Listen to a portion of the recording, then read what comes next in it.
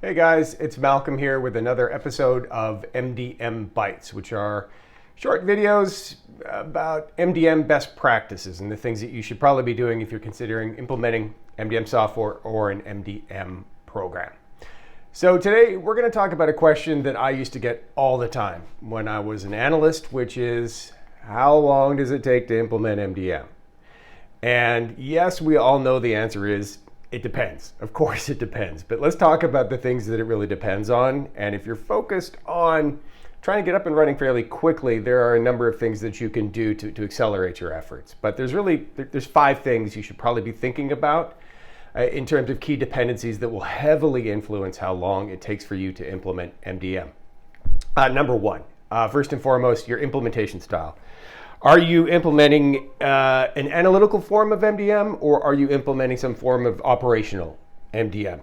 If your goal is just to focus on creating a single view of something, right, a single view of customer, of product, of whatever, that's an analytical MDM. It's not dependent on downstream process changes. You don't have to change how you onboard your customers, doesn't change how you capture data. All you're trying to do is to link everything together. I would argue you could implement an analytical MDM a lot quicker than you can more of an operational style of MDM. So that's dependency number 1. If you're looking for speed, you should be looking at an analytical MDM, at least to start. The second thing you should be thinking about, obviously, here is your scope. If you are trying to break 100 data silos, that's going to take a lot longer than if you're just trying to break 2 or 3. Right? What we recommend is to try to stay simple, right? Start small. Only break a limited number of data silos here. Don't try to shoot for the moon. Don't try to solve for all of your data problems, but start with a very, very limited scope. And the smaller your scope, the faster you're going to launch.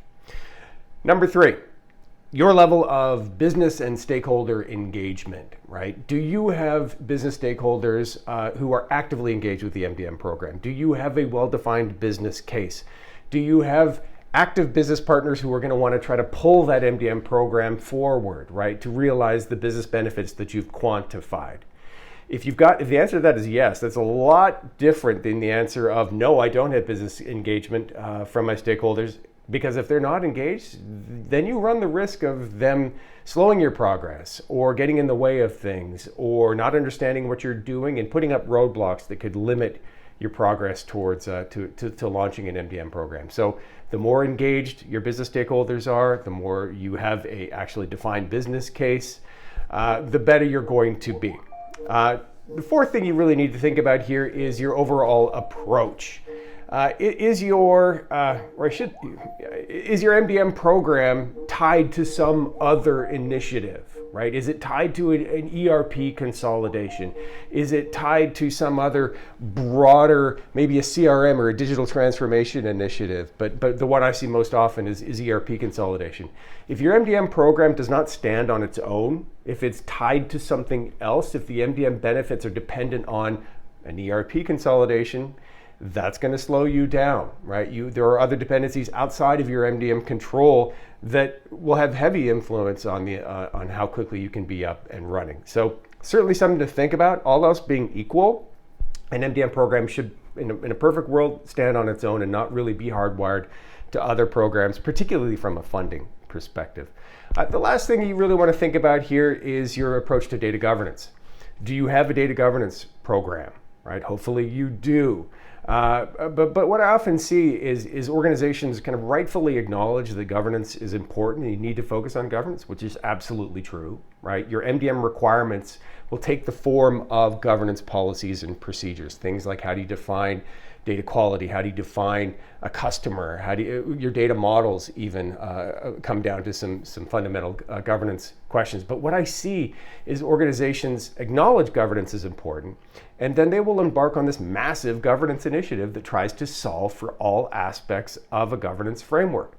Now, you'll get there eventually, right? But can you instead take more of a focus of kind of more of an MVP, minimum viable, a product type approach to defining your governance program? Meaning, can you work backwards from that limited scope that we were talking about earlier, right? Can you work backwards from some defined business outcome and use that limited scope MDM to impose a limited scope on your governance program. That's what I mean by an MVP approach to governance, a governance model that is kind of tailor-made to fit an early phase initiative around MDM. If you do that, chances are you're going to launch much quicker than you would have if you were looking at more of a kind of a galactic data governance framework that solves for all enterprise-wide data governance related policies and procedures. And if you're taking that approach, it's going to take a long time.